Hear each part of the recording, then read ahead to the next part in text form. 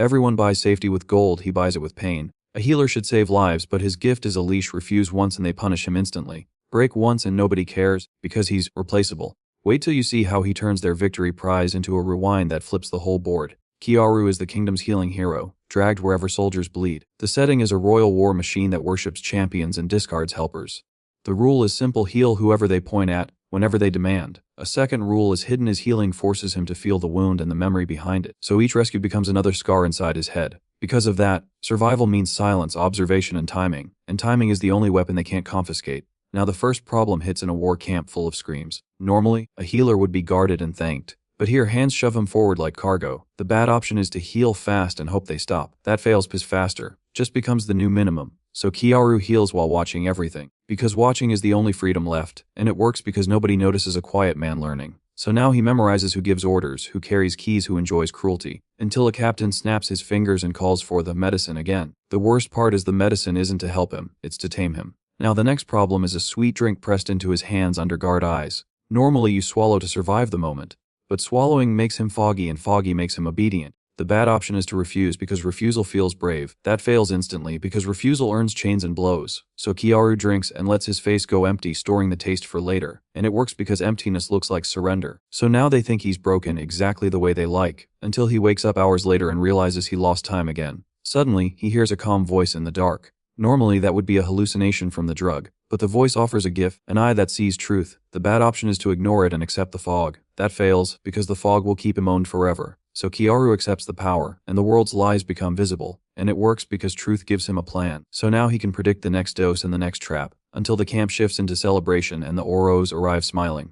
At first, it looks like victory is finally close. Normally, that means everyone relaxes and lowers their guard. But he does the opposite, because celebrations hide knives. And it works because he watches who drinks, who boasts, and who threatens. So now he spots the princess's allies before they speak, until the princess herself steps in calm and polished. The worst part is her kindness sounds like charity, not respect. Don't blink, her sweetness is a blade. Then it gets worse, she tightens the leash. Now the problem turns personal because she talks to him like he's a pet. Normally you nod and keep your head down, but that means you survive today and die inside tomorrow. The bad option is to plead for mercy because mercy sounds possible. That fails, because mercy here is a costume she wears for fun. So Kiaru answers softly, hides his eyes, and keeps listening. And it works because she wants a quiet toy, not a loud one. So now she stops paying attention to his thoughts, until she orders him dragged back to the front line like a bag of tools. Suddenly, the next problem is the battlefield itself, loud and filthy. Normally, this is where heroes shine and healers support. But here, this is where Kiaru gets used until he collapses. The bad option is to stand still and obey every shout. That fails because the shouts never end. So Kiaru moves with purpose, healing only what keeps people fighting. And it works because commanders only care about bodies staying upright. So now he buys seconds of breath between screams, until a wounded soldier grabs him and drags him into blood. The worst part is the soldier begs, and Kiaru feels the terror like it's his. Now the problem becomes the curse of his own power. Normally healing is relief, but for him healing is pain plus memories stacked in his ribs. The bad option is to shut down emotionally, because numbness sounds protective. That fails because numbness makes him slow and slowness gets him hit. So he forces focus, turning the agony into information. And it works because pain shows him the map of the body. So now he starts noticing something terrifying: healing can copy what it touches. Until the war reaches the Demon Lord's stronghold, and the air turns heavy. Don't blink, this is where the Varos reveal their real faces. Now the problem is simple and impossible: the Demon Lord can erase them all. Normally a healer would hide behind shields, but hiding fails because the Demon Lord's power breaks shields like paper. The bad option is to run because running is natural. That fails because there's nowhere to run in a siege. So Kiaru stays just behind the champions, healing at the exact seconds they would drop. And it works because timing turns weakness into endurance. So now the heroes keep swinging, and the Demon Lord keeps losing ground, until Kiaru sees it, a treasure pulsing near the throne. Suddenly, the next problem is greed, not war. Normally you grab the prize the moment it appears, but grabbing it openly fails because everyone will notice the healer reaching first. So Kiaru waits, watches the strongest hero lunge, and tracks the rhythm of the fight. And it works because the fight is a distraction no one questions. So now he knows the exact instant the Demon Lord will fall, until the Demon Lord collapses, and the camp roars with victory. The worst part is victory is when they tighten chains again. At first, it looks like victory ends the nightmare. Normally that means the healer finally breathes, but he does not celebrate, he hunts the stone. And it works because nobody watches him during speeches, so now his fingers reach the Philosopher's Stone, until a soft hand clamps his wrist and stops him. The worst part is the grip belongs to Princess Flare. Don't blink, her smile promises punishment. Then it gets worse, she calls for his medicine again. Her smile says he's still property. Normally, That means he swallows the dose and forgets again. The bad option is to panic, because panic shows guilt. That fails because guilt gives her a reason to tighten control. So Kiaru lowers his eyes and plays weak on purpose. And it works because she loves weakness. So now she turns away, already satisfied, until the guards shove a cup to his lips. Now the problem is the drug, watched by two men. Normally, you swallow to survive the moment, but swallowing makes him foggy, and foggy makes him obedient. The bad option is to refuse. That fails instantly, because refusal earns chains and blows. So he sips, coughs hard, and lets it spill into his sleeve. And it works because a coughing healer looks harmless. So now his mind stays sharp while he staggers, until a guard grabs his chin and checks his throat. Suddenly, the next problem is proof. Normally, the spill would end the inspection, but this guard wants to look useful. The bad option is to argue. That fails, because arguments sound aware. So Kiaru fakes a seizure and collapses, foaming with spit. And it works because fear of sickness makes soldiers step back. So now the guard opens the tent flap for air, until that opening becomes Kiaru's exit. Now the problem is the camp outside, loud with victory. Normally, you run away from crowds, but he does the opposite. He moves toward the prize. And it works because nobody expects the healer to steal. So now he slips behind the champions and reaches the trophies, until the philosopher's stone chills his palm through cloth. The worst part is the prize is smaller than the pain it caused. At first, it looks like the celebration will hide him. Normally, that means he can vanish in plain sight. But he does one calm motion. He palms the stone and bows, and it works because cheers drown tiny movements. So now the stone is against his skin, hidden and real, until Princess Flare brushes his wrist like she's checking ownership. The worst part is her touch is a reminder, not affection. Don't blink, he keeps smiling anyway. Then it gets worse. She orders him taken to rest. Now the problem is escaping with evidence before the next dose. Normally, you stash the prize and wait for night. But waiting fails because she'll drug him before he wakes. The bad option is to fight the escort. That fails because public violence brings public execution. So Kiaru walks obediently, counting turns and tents, and it works because obedience makes guards lazy. So now he guides them toward a rear storage hut with fewer eyes, until the door shuts and leaves him with one tired sentry. Now the problem is one key and one throat that can shout. Normally you wait for sleep, but waiting fails because patrols check before dawn. The bad option is to strike with fists. That fails because armor is loud and hard. So Kiaru grabs the sentry's wrist and heals an old injury the wrong way, flooding his nerves with shock. And it works because pain is faster than steel. So now the sentry drops, shaking, unable to scream, until Boots paws outside the door. Don't blink, this is the narrowest second of his life. Now the problem is the coming inspection. Normally you hide and pray, but praying fails because checks are routine. The bad option is to open the door first. That fails because the hallway has witnesses. So Kiaru presses the philosopher's stone to his palm and focuses on one command: rewind. And it works because his healing can restore what reality breaks, even time. So now sound reverses, scars burn, and the room folds inward, until the world drags backward through every humiliation he ever swallowed. At first it looks like he's dying all at once. Normally that means the end. But he does what he always does, he heals through it. And it works because healing stitches the tearing timeline. So now years collapse into a blink, and his body rebuilds younger, until he wakes on an earlier day with the same memories intact. The worst part is the past feels clean even though it's poison. Don't blink, this time he's awake inside the cage. Then it gets worse. He remembers exactly when the cage closes. Now the problem is staying clear before the handlers drug him. Normally a trapped man panics and lashes out.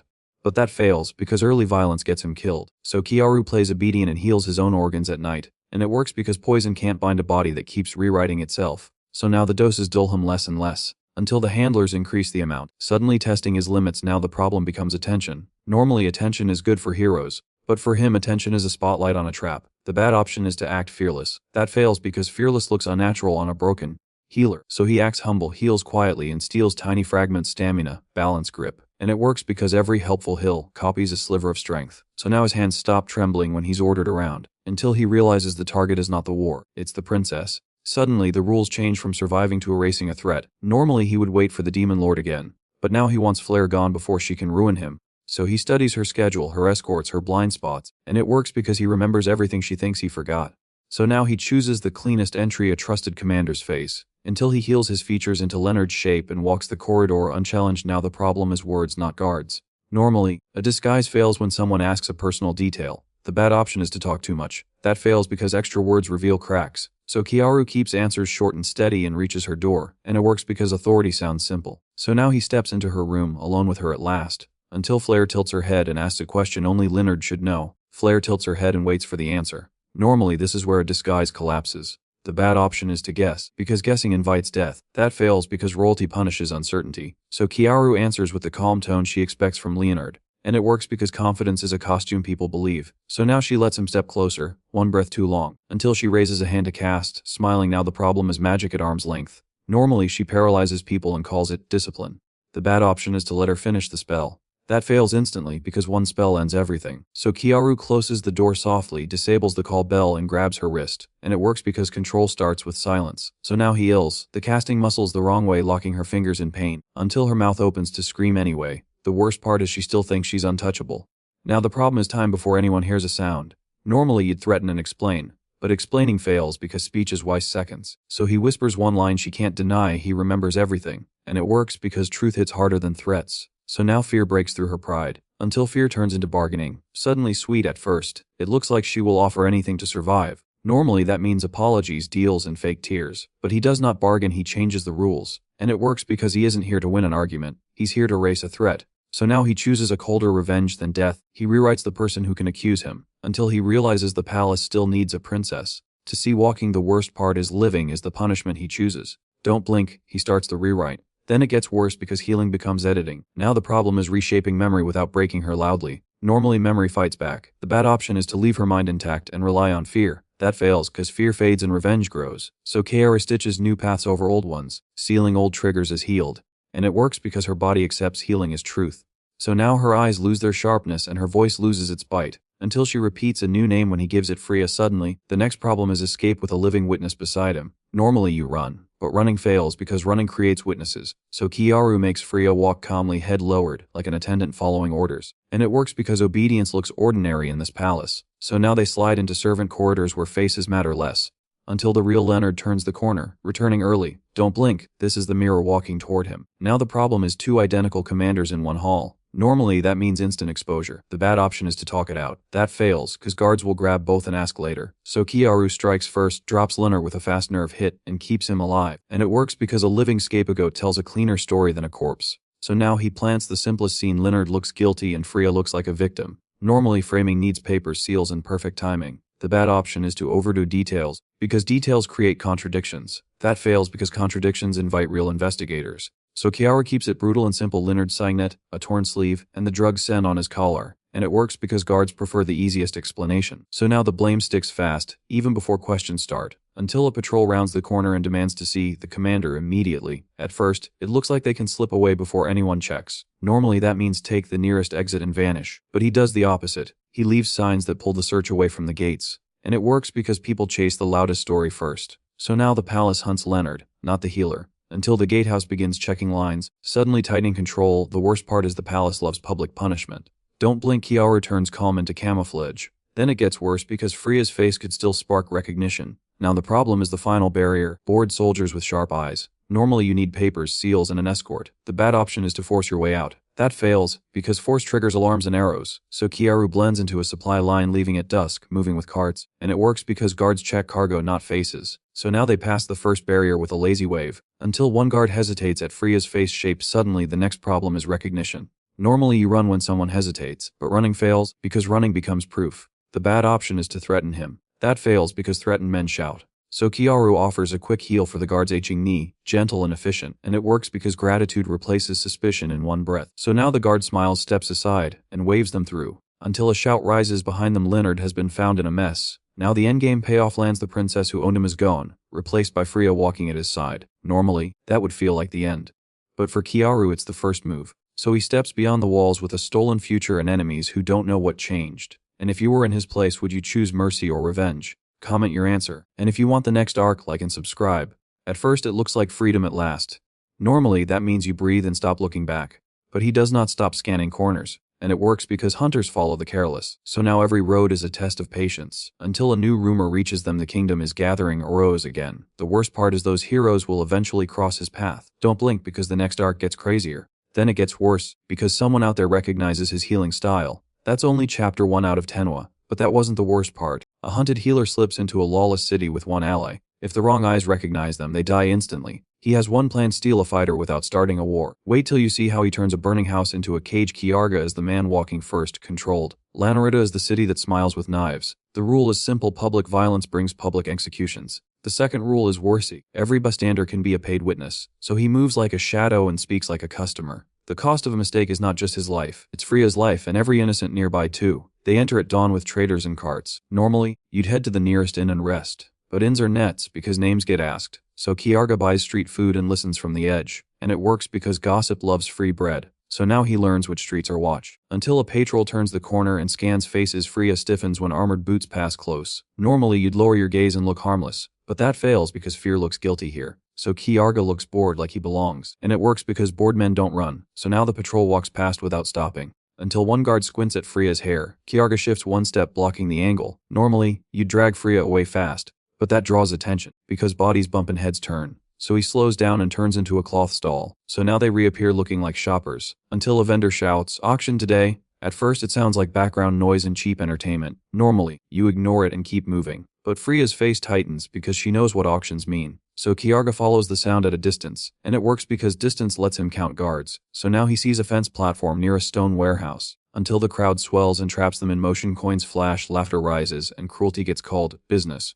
Normally, someone decent would speak up and stop it. But speaking up fails because armed men want an excuse. So Kiarga stays quiet and studies exits, rooftops, and hands. And it works because calm eyes spot hidden blades. So now he notices archers tucked behind wagons, until the seller drags out the prize. A wolf-eared demi-human girl is shoved onto the stage. Bruises mark her arms and chains bite her wrists. Normally, a captive would lower her head to survive. But she lifts her chin and glares back suddenly. So the crowd laughs because defiance is entertainment. And the seller promises obedience with a grin. Until the girl spits at him, fearless at first. It looks like a simple auction. Normally that means you can just walk away, but he does the unthinkable and bids anyway. And it works because gold is louder than swords. So now the chain is in his hand, until a patrol notices the transfer. The worst part is the crowd cheers the cruelty. Don't blink, someone starts following them. Then it gets worse, steel flashes in the alley. Freya whispers that they should free her, instantly. Normally, you'd rush the stage and cut the chain. But that fails, because guards would cut down civilians first. So Kiarga chooses the ugly method, he bids higher. And it works because greed beats morality in Narratormanhwa. So now the seller's smile widens. Until another buyer raises the price, Kiarga doesn't blink. He doubles the offer. Normally that would trigger suspicion about his motive. But suspicion fails when money talks louder. So the seller declares the deal and hands over the chain. And it works because the law here protects gold. So now Kiarga holds the chain, not the girl. Until guards close in to escort them away, the demi-human jerks back and snaps like a trapped wolf. Normally you'd tighten the chain and drag her, but that fails because pain makes her fight harder. So Kiarga loosens the grip just enough to breathe, and it works because freedom is leverage. So now she follows a step, testing him. Until she lunges trying to bite his hand, Kiarga twists his wrist and avoids the bite cleanly. Normally you'd slap her and assert control, but that fails because it proves you're the same as her captors. So he says one line cold and steady, "I'm not your owner," and it works because she hears no lie in it. So now she freezes for a heartbeat, until she growls, "Then why buy me?"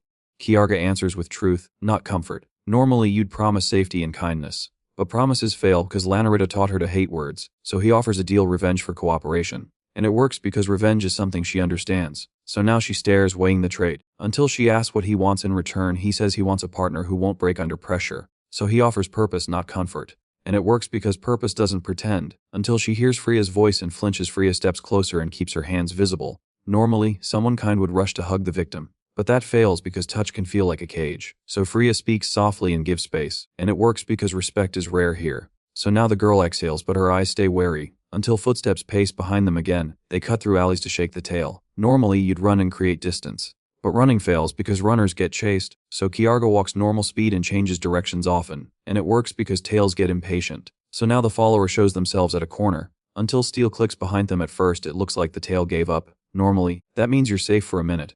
But he does a slow turn into a tight dead end, and it works because hunters step into traps, so now he can see their intent. Until a knight blocks the only exit. The worst part is her badge screams authority. Don't blink, her blade is already moving. Then it gets worse, she demands the girl behind him. A knight steps in like a wall, cape heavy, gaze colder than stone. Normally, you'd play innocent and deny everything, but denial fails against a hunter who already decided. So Kiarga shifts his stance and moves Freya behind him, and it works because he prepares before the strike. So now the knight's blade is the only thing shining. She says, "Hand her over," and her blade slides free. Then, the blade whistles, and the alley shrinks around them suddenly. Normally, you'd meet steel with steel and gamble strength, but strength fails here because the knight is faster. So Kiarga gives ground and drags the fight into tighter space, and it works because tight walls cancel wide swings. So now her first slash bites only brick, until she changes angles and aims for Freya. Freya raises a hand, but she doesn't want blood. Normally, hesitation gets you punished instantly, but Kiarga uses that hesitation as a shield, not a flaw. So he steps between them and taps the knight's wrist, and it works because healers know nerves like wires. So now her fingers numb for one heartbeat, until she snarls and kicks him away. The knight recovers with pure training and lunges again. Normally you'd retreat and run for a crowd, But crowds fail because crowds become witnesses. So Kiarga signals the wolf-eared girl to strike low. So the knight pivots and smashes the attacker back, until Kiarga throws a coin pouch past the knight's shoulder. The wolf girl hits the wall and slides down coughing. Normally rage would make her charge again, but rage fails, because this knight reads rage like a book. So Kiarga tosses that pouch like bait. So now the knight's gaze flicks for a split second, until Kiarga is already behind her. He locks her elbow and twists not to break but to pin. Normally, you'd finish the enemy fast and end it. But ending it fails because killing a knight triggers a city-wide hunt. So he forces her to the ground and binds her with rope. So now the hunter becomes the captive, until footsteps and voices surge toward the alley. At first, it looks like they should drag her and run. Normally that means sprinting through streets and praying. But he does the smarter thing, he vanishes through a back door, and it works because the city has exits for smugglers. So now they're inside a cramped storeroom, until the owner hears noise and reaches for a bell. The worst part is One Ring summons guards. Don't blink, Kiarga presses a blade to the bell hand. Then it gets worse, he offers payment in silence. Normally you'd plead and try to explain everything, but explanations fail because loyalty blocks hearing. So Kiarga speaks first and keeps it simple. And it works because simple words leave less room to twist. So now the knight listens, eyes burning, until she blurts Freya's identity and demands surrender. Kiarga refuses to argue about names in a dirty room. Normally you deny, but denial fails because the knight believes her own story. So he offers proof instead. Watch what your comrades do here. And it works because seeing breaks fantasies. So now he drags the knight to a cracked window, until armored men in the street start shaking down a merchant. A squad collects fees with smiles that don't reach eyes. Normally a loyal knight would defend them instantly. But the merchant's child crays and the soldiers laugh.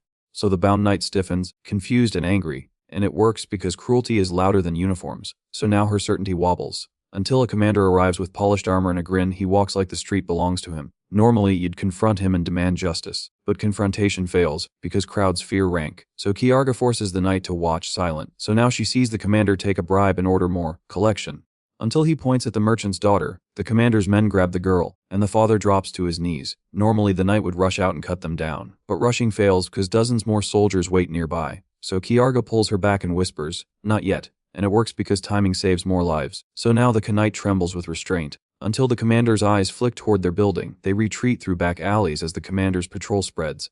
Normally you'd split up and vanish, but splitting fails because informants sell sightings. So Kiarga keeps the group together and chooses the dirtiest routes, and it works because pursuers avoid filth and darkness. So now they slip past a search line, until a whistle screams and boots turn their way. The wolf girl bares fangs, ready to explode again. Normally you'd let her fight to release anger, but that fails because one fight becomes 10 fights. So Kiarga puts a hand on her shoulder and gives one command, "Save it." And it works because she wants revenge more than chaos. So now she holds back shaking, until the commander is already hunting personally. The whistle rises and faces turn toward them suddenly.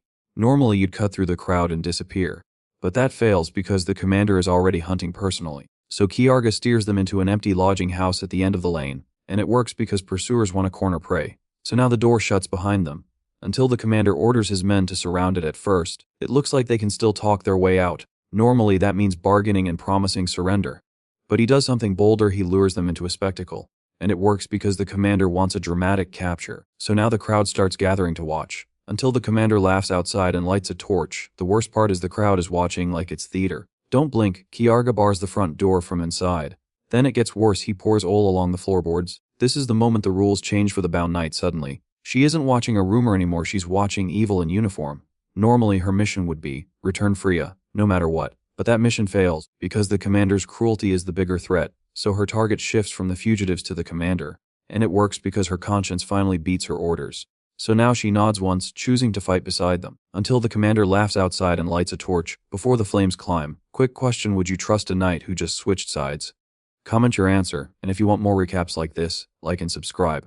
The torch hits the oil, and fire races across the entry suddenly. Normally you'd smash a window and jump out, but jumping fails because archers wait for silhouettes. So Kiarga forces them deeper toward the back rooms. And it works because enemies guard obvious exits. So now they crawl through smoke low and fast, until the commander's voice comes closer. Counting rooms, Kiarga points to a back storage door and forces it open. Normally that room would be a dead end, but dead ends fail only when you didn't choose them. So he pulls everyone inside and blocks it with a fallen shelf. And it works because the commander will rush him blind. So now the heat presses from every wall. The ceiling cracks above them. Then, smoke presses like hands on their throats, instantly. Normally, you'd freeze and pray for air, but prayer fails because fire doesn't negotiate. So Kiarga points low and forces slow breathing. And it works because calm keeps lungs working. So now Freya steadies her magic without wasting it, until the shelf door starts shaking from kicks. The commander's men slam the wood again and again.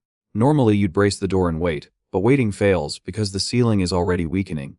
So Kiarga does the opposite and opens it himself, and it works because surprise flips pressure. So now the first soldier stumbles into the room, blinded by smoke, until Setsuna hits him like a storm, until two more push him behind him. The commander doesn't rush in yet, he orders someone else to do it. Normally, that means he's cautious, but caution fails when ego gets insulted. So Kiarga taunts him with silence and makes his men fall faster, and it works because commanders hate losing control. So now the commander steps closer, voice louder, until he sends a hostage into the corridor again. A terrified civilian is shoved forward, trembling. Normally heroes drop weapons and beg, but begging fails because this man feeds on mercy. So Kiarga drags the civilian back into safety first, and it works because removing the hostage removes the leash. So now the commander's trick dies in his hands, until he switches tactics and orders the whole house burned down. At first, it looks like the fire will swallow everyone. Normally, that means you smash a window and jump, but he does something smarter. He uses the fire as a wall, and it works because walls can trap enemies too.